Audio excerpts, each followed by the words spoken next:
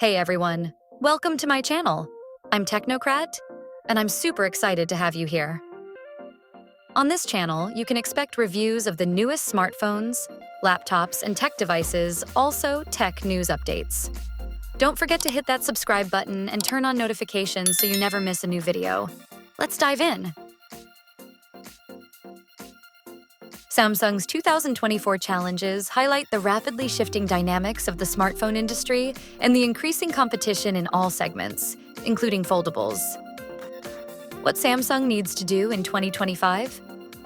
Here are 5 things Samsung could consider improving or innovating in its folding phones in 2025 to maintain its leadership in the foldable market. Number 1. Aggressive innovation. Samsung must break free from incremental updates and introduce bold innovations in design, materials, and features. For instance, slimmer, lighter foldables with larger batteries, more durable and crease-free foldable displays, enhanced hinge mechanisms that eliminate gaps.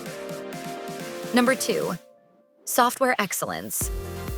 Focus on multitasking capabilities with optimized One UI features tailored for foldables. Collaborate with app developers to maximize foldable-specific functionality. Improve AI-driven features to rival Google's offerings. Number 3. Reclaim camera leadership. Introduce cutting-edge camera technology, particularly for foldables, which are often seen as lacking in this area compared to slab phones. Number 4. Focus on ecosystem integration. Strengthen the Galaxy ecosystem by making foldables seamlessly interact with other Samsung devices like tablets, wearables, and laptops. Number 5. Expand accessibility. Diversify the foldable lineup with affordable models to cater to budget-conscious consumers without sacrificing core features. Number 6. Global market strategy. Tailor products and pricing for key markets like China and India, where competitors like Honor, Xiaomi, and OnePlus are gaining ground.